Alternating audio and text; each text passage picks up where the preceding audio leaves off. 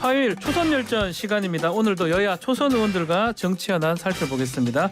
국민의힘 허은하 의원, 더불어민주당 장경태 최고위원 나오셨습니다. 두 분 안녕하십니까? 안녕하세요. 허은하입니다. 네, 안녕하세요. 장경태입니다. 두 분 새해 복 많이 받으십시오. 네, 새해 복 많이 받으세요. 새해 복 많이 더 받으세요. 건강하시고. 네, 좋은 일만 있기를 네. 바라겠습니다. 감사합니다. 근데 먼저 그 질문 먼저 좀 드려보고 해야 될 것 같습니다. 국민의힘 조광특위 당협위원장 지금 논란이 되고 있는데 특히 허은하 의원님 저희 내정됐다가 동대문 을은 또 지금 우리 장경태 의원의 지역구인데 이 당협위원장 내정이 됐다가 김경진 전 의원으로 지금 바뀌었습니다. 네. 하시는 말씀이 좀 있으실 것 같아요. 하고 싶은 말이 상당히 많죠.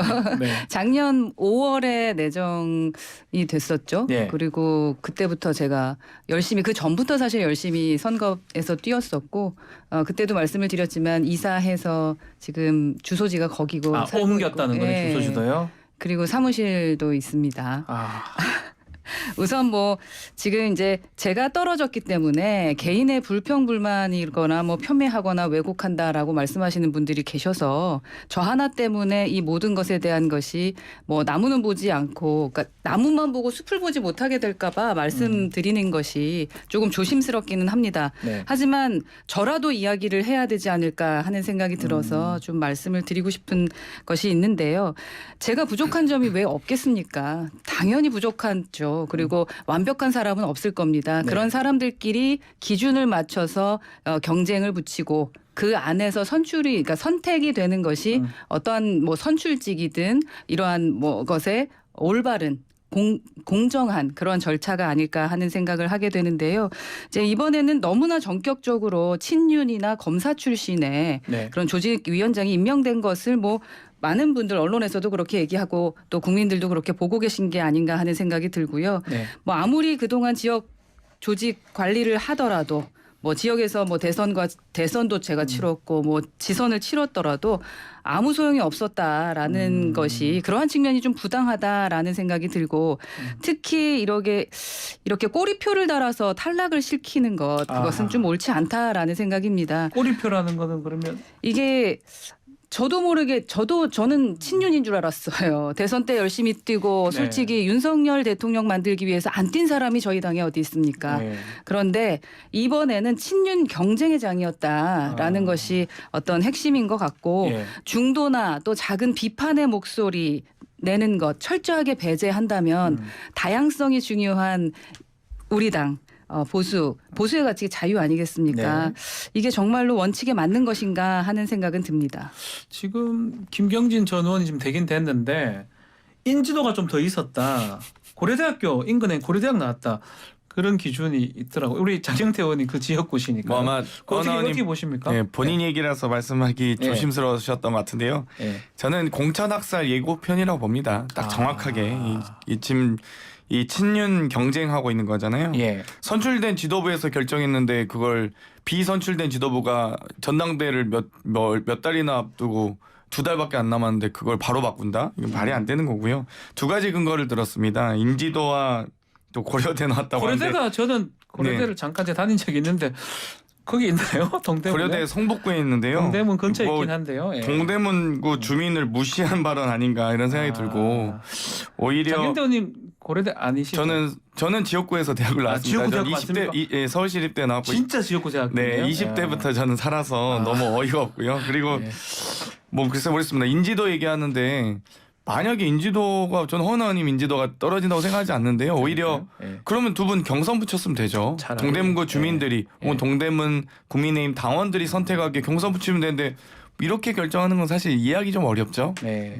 아마 이준석 전 대표 그럼 난 보수턴 출마해야 되나 이런 얘기도 하긴 하더라고요. 보수턴에 뭐 우리가 아니니까 안 되는데 국민의힘 다른 의원들은 어떻게 보고 계십니까? 지금 다른 뭐 조강특위에서 지금 했던 당협위원장, 지역위원장들 얘기들도 많은 것 같아요. 좀 논란이 많은 것 같습니다. 뭐 지금과 같은 네. 분위기라면 소신을 지키기가 조금 어려워지고 있는 것이 아닌가 하는 네. 생각이 들고요. 또 저에게도 그렇고 당에게도 잘 말하기 어려운 것이 현실이다. 근데 조용히 이제 저한테 오셔서 용기 주시려고 하시는 분들 좀 많으십니다. 개별적으로 힘내라고 또 뭐 끝난 게 아니다라고 말씀해 주시는 분들, 뭐 격려와 응원의 말씀을 주시는 분들 계시고요. 뭐 여전히 페북질 좀 그만해라. 조용히 하고 있어라. SNS 그만해라. 네. 네. 뭐 타의에 의해서 뭐 이렇게 아싸가 돼가고 있는 것 같아서 좀 안타깝다라는 생각이 드는데요. 아웃사이더 말씀하시는 거죠. 예. 그거 하지 마라라고 이렇게 옆에 의원님들께서 말씀하십니까?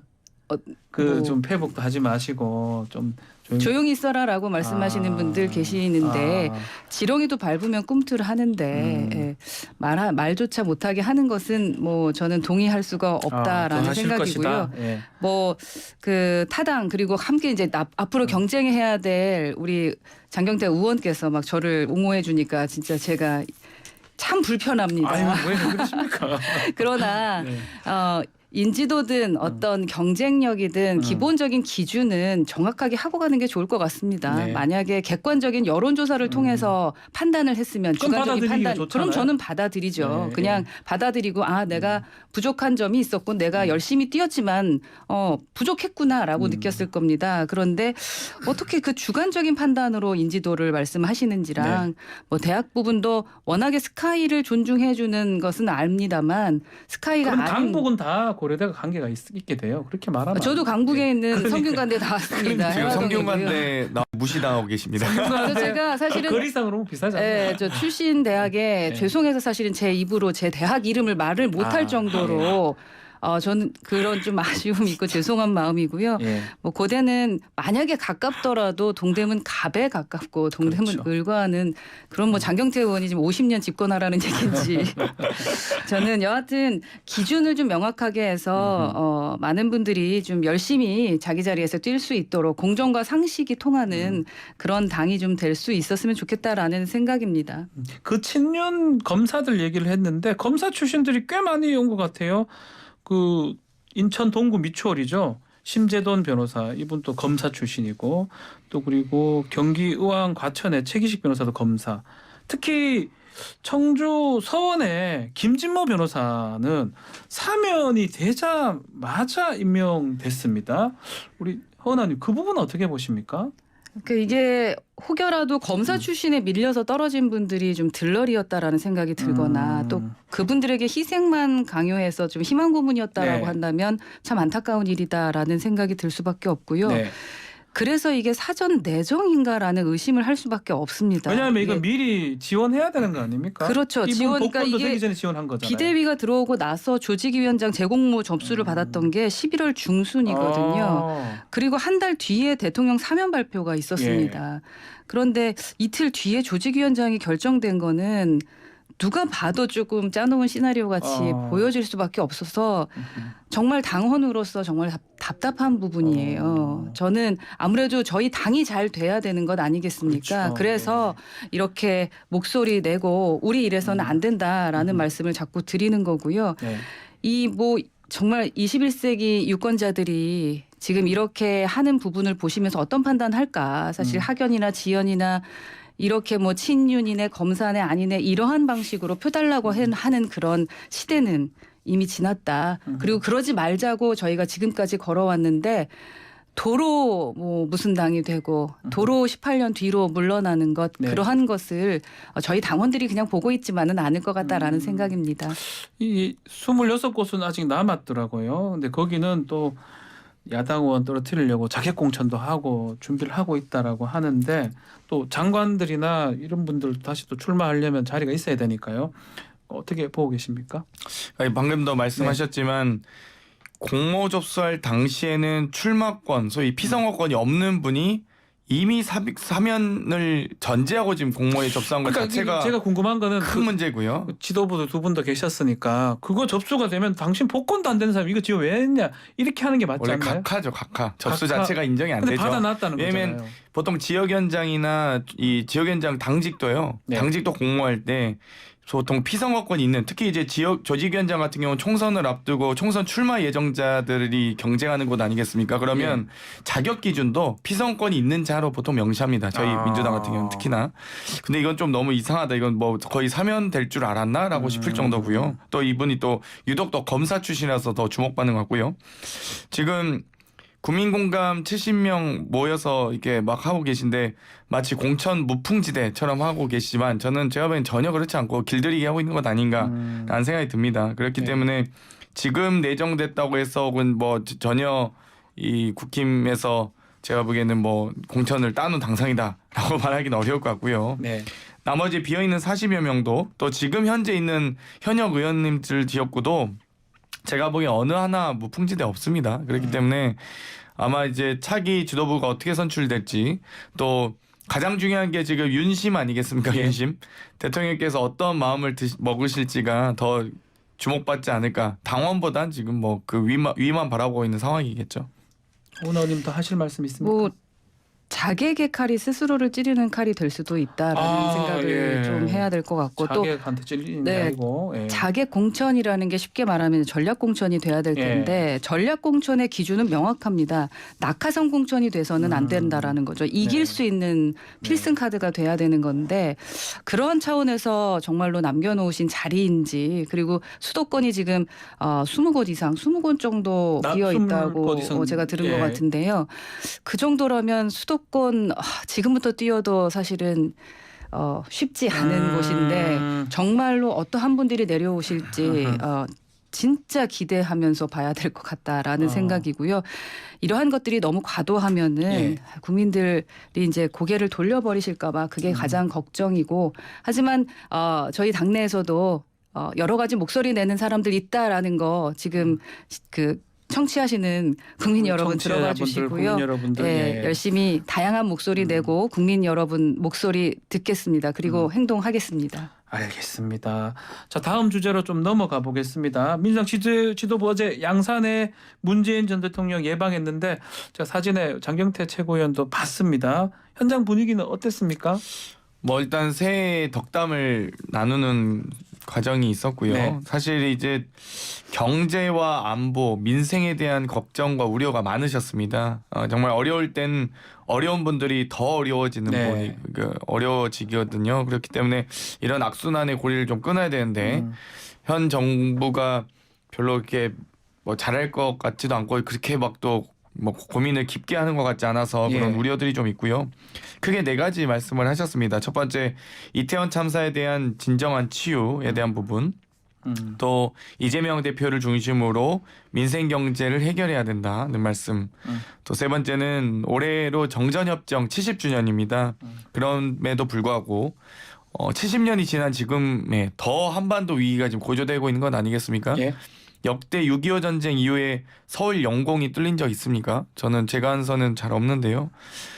또 4번째는 민주주의의 위기와 후퇴가 지금 있다. 이런 우려들이 문재인 대통령께서 참 많은 고심 속에 아주 조심스럽게 이야기하신 걸 들었습니다. 우리 여기서 지금 금방 얘기했던 것 중에 이재명 대표 중심으로 민생 경제 해결에 노력해달라 문재인 전 대통령이 얘기했던 부분인데 이 대표한테 힘을 실어준 발언이다 이렇게 봐야 될까요? 글쎄 제가 들었을 때는 민생 경쟁에만 거기에 한정된 것으로 좀 이해가 좀 됐었습니다. 그러니까 민생 투어 한다고 이제 다 오신 거니까 민생 경제 해결해 달라라고 의례적으로 말씀하신 게 아닌가 싶고 말씀 중에는 뭐 정말 듣기 좋은 말씀들 많았고 그렇게 된다면 너무 좋겠다라는 말씀들 정말 많았습니다. 민생 경제 살릴 수 있도록 이 대표가 좀 힘쓰고 함께 서로 이제 좀 그만 좀 싸우고 좀 이랬으면 좋겠다라는 생각이 드는데요. 여하튼 지금 이 대표 입장에서는 두 세력이 좀 연합을 해서 단일 대오로 뭐 싸우자는 제안을 하기 위해서 찾아가신 건 아닌가 하는 생각은 좀 들었는데 그 싸움이 국민만을 위한 싸움이어야지 본인을 방탄하기 위한 싸움이 돼서는 안 될 것 같다라는 생각입니다. 비명계 이제 얘기하신 것 같은데 검찰 수사 그 얘기입니다. 거기에 있어서는 얘기를 안 하셨던 것 같아요. 근데 어렵게 이룬 민주주의가 후퇴해서는 안 된다. 이렇게 입장을 밝힌 거 어떻게 해석을 하고 있습니까?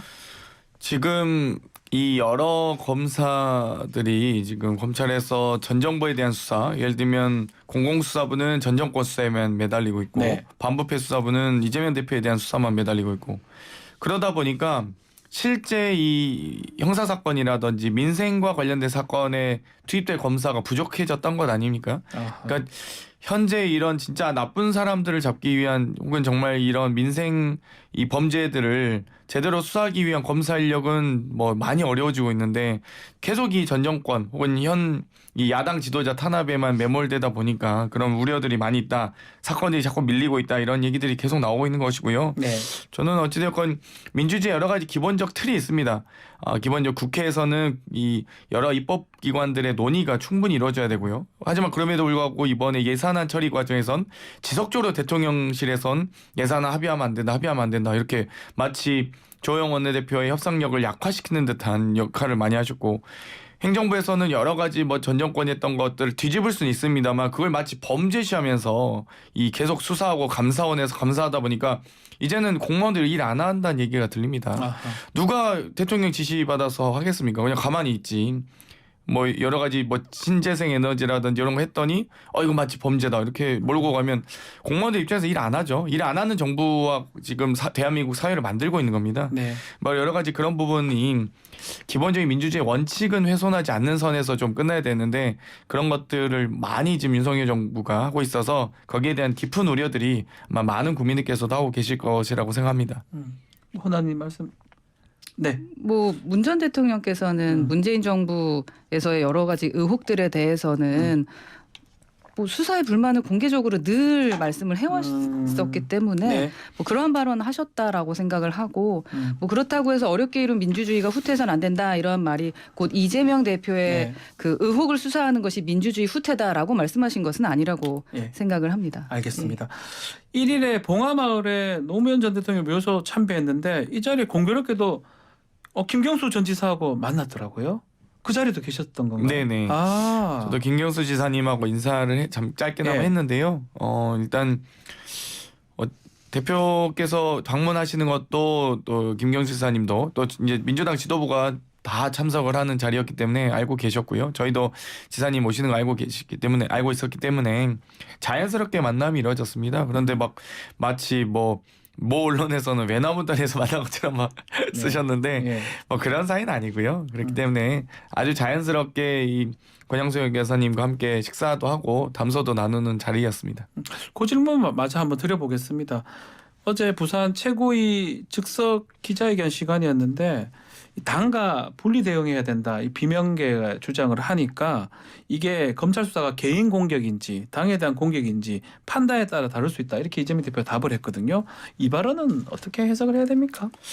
당과 분리 대응해야 한다고 주장하시는 일부의 주장에 대해서 뭐 생각의 차이다 이렇게 말씀하신 것 같고요. 네. 어찌됐건 어제 문재인 대통령께서 이재명 대표를 중심으로 해서 당이 어찌되어 일치 단결해서 민주주의 후퇴와 야당 탄압에 대해서 맞서서 이겨내야 된다라는 말씀을 하셨기 때문에 더 이상의 논란과 뭐 논란이라기보다는 뭐 더 이상의 이견은 없으리라 봅니다. 네.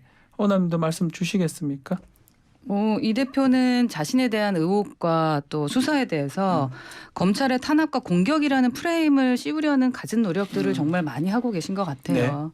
그래서 이 발언도 그러한 차원의 대응이라고 저는 좀 생각을 하고 그런데 뭐 이재명 대표가 받고 있는 뭐 그 가히 그 비리 종합 선물 세트라고 할 만한 혐의들이 어떻게 뭐 그 하나하나가 민주당과는 무관한 이 대표의 개인 혐의라는 것은 뭐 삼척동자도 다 아는 것이기 때문에 그걸 당과 엮으려고 하는 것은 좀 무리한 것 같다라는 생각이 듭니다. 알겠습니다. 네. 달리 두 분은 해석하고 계시는군요.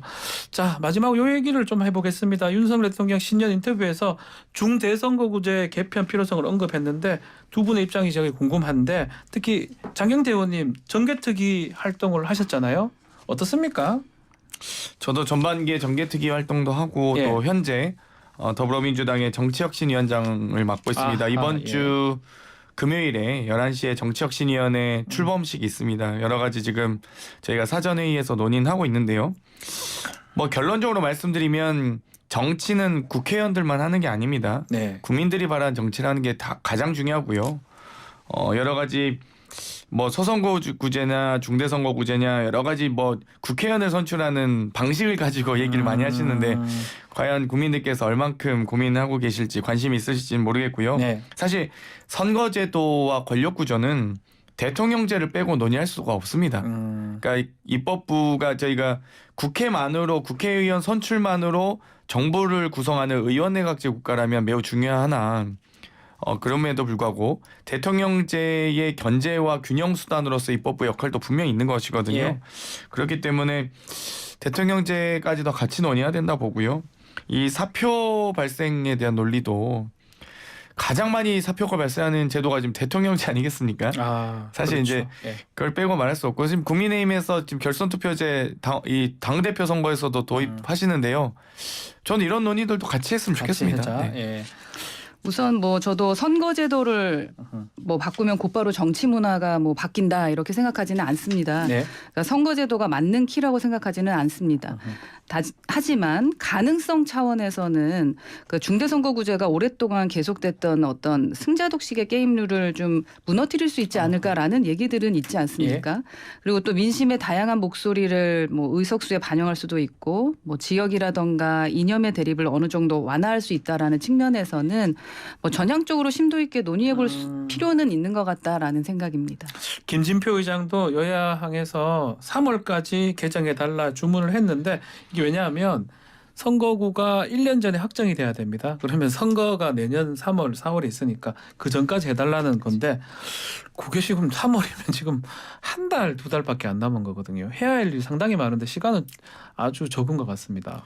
보통 1년 전에 이제 선거구 네. 획정을 마무리하게 되는데요. 네. 지금 1월 30일인가요? 1월 네. 말에 이제 인구 기준 한일이고 2월 8일에 광역시도 의원 정수 확정일이고 여러 가지 이제 법적 그렇죠. 절차들이 있습니다. 시간이 정해져 있는데요. 근데 이제 워낙 이 국회라는 것이 입법 기관이고 네. 여러 가지 이 선출 제도도 국민들과 함께 공감대 속에서 만들어야지 정치인들만 뚝딱뚝딱해서 만들 수 있는 제도는 아니라서요. 네. 뭐 물론 법정 시한이 있긴 하지만 충분히 공감대 속에서 보다 더 많은 민의가 반영될 수 있는 선거제도 등도 또 권력구조에 네. 대한 논의도 함께 이루어져야 된다라고 생각하고 있습니다. 이번 총선에 아마 중요한 것 중에 하나가 이 비례정당. 허나원님 비례정당이시잖아요. 이 부분 앞으로 좀 논의가 되고 좀 문제 해결이 돼야 될 것 같기도 하고요. 그 부분에 대한 논의가 필요하다고 사실은 선거가 끝나고 나서부터도 이야기를 했는데 그 진행이 좀 잘 안 됐죠. 됐었죠. 그래서 변경되기가 쉽지는 않아 보인다라는 생각은 드는데요. 예.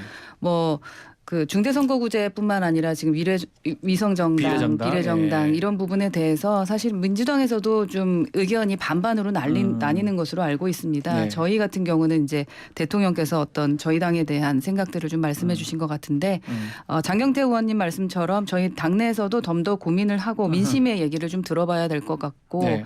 그리고 여의도의 여당이시잖아요. 다수를 차지하고 있는 사실은 민주당이 결정을 하면 뭐 결론이 나는 거니까요. 그걸 기다리는 거죠. 뭐 선거구제하고 지금 비례정당 문제 당에서 좀 빨리 좀 해결하려고 좀 논의를 하고 있나요? 지금 현재 준연동형 비례대표제를 시행하고 있는데요. 네. 뭐 일단 국민의힘 입장은 인정을 안 하시잖아요. 그 선거제도를 인정 안 하시고 본인들은 위성정당 만드시겠다고 이미 천명한 바 있고요. 네.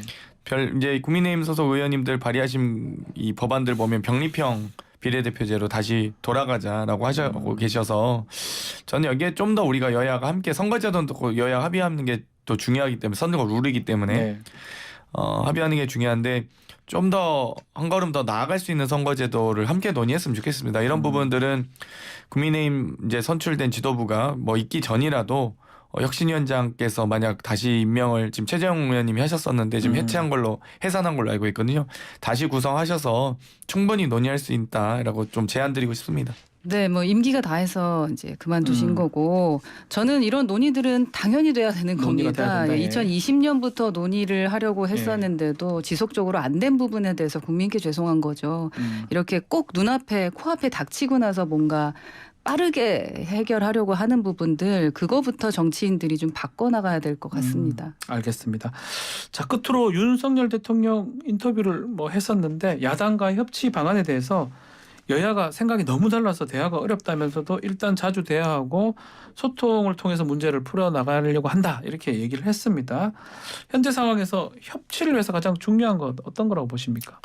저는 윤석열 대통령께서 네. 가만히 계시면 됩니다. 예? 그러니까 가만히만 계셔도 저는 충분히 협치든 소통이든 많이 될 거라고 보는데요. 예. 지금 문어발식 공포 정치를 하다 보니까 예를 들면 이번 예산안 과정에서도 여야가 얼마나 합의를 이끌어내기 위해서 고생했습니까? 근데 그 합의문을 발표하는 직전까지도 언론을 통해서 예산 원칙을 지켜야 된다. 막 이런 인터뷰들 나오면서 계속 압박을 하는 거거든요. 네. 제가 다 공개할 수 없지만 사실 여야가 그래도 많이 뭐 2걸음 뭐 10걸음씩 양보해서 서로의 입장 차를 많이 좁혔었는데 계속 이 용산에서만 메시지만 나오면 파기되고 그러니까 뭐 그러다 보니까 예. 좀 이렇게 안 하셨으면 좋겠고요. 그러니까 국회는 국회의 몫이 있습니다. 국회의 역할과 기능들이 있고요. 대통령으로서의 역할과 기능을 이태원 참사라든지 앞으로 일어날 경제 위기들 또 안보 위기들 아니 만찬을 즐기실 게 아니라 NSC를 여셨어야죠. 어떻게 무인기가 지금 서울연공까지 침범했는데 그걸 만찬을 즐기고 계십니까? 그러니까 말이 안 되는. 그러니까 대통령으로서 역할만 하시면 됩니다. 네. 그 참견하지 마시고. 네. 허은하 의원님. 네. 그러니까 가만히 있어라면 국회는 국회 예. 일만 해야 된다. 뭐 저는요 우선 야당이 윤석열 정부 인정하는 조치 그거 하는 것이 필요하다고 생각을 합니다. 인정을 해달라. 뭔가 예. 지금 각각의 할 일이 있는 것처럼 행정부도 행정부 할 일이고 대통령실 할 일이 있는 거잖아요. 네. 그러니까 이 정부의 그 내년도 예산안 심사에서 의회 권력 뭐 휘둘러서 국민이 선택해서 출범한 정부 국정 과제 어떻게 했습니까? 발목 잡았잖아요. 그러니까 저는 그냥 줄 거 주고 할 수 있게 한 다음 못한 부분에 대해서 꾸중하시란 말입니다. 그거에 대해서 비판하는 게 옳은 것이지 네. 시작도 하기 전부터 말로 공격하고 가만히만 있으라니요. 그거는 좀 아닌 것 같고. 그러니까 윤 정부가 내놓았던 정부조직법이라던가 그거 민주당의 목리로 인해서 정부 출범 8개월이 지난 지금까지도 제대로 논의조차 안 되고 있어요. 그래서 지금 협치를 이렇게 주장만 할 것이 아니라 윤석열 정부가 어떤 제대로 일할 수 있도록 국회에서 정부를 인정하는 것도 필요하다. 필요하다. 예, 그러니까 각각의 역할은 당연히 해야죠. 그런데 인정하지 않으면서 자꾸 말로 공격하는 것은 좀 아닌 것 같아요. 알겠습니다. 오늘 시간이 다 됐어요. 올해도 조선열전 두 분 잘 부탁드리겠습니다. 새해 복 많이 받으시고요. 감사합니다. 감사합니다. 감사합니다. 네, 허은하 의원, 장경태 의원과 함께했습니다.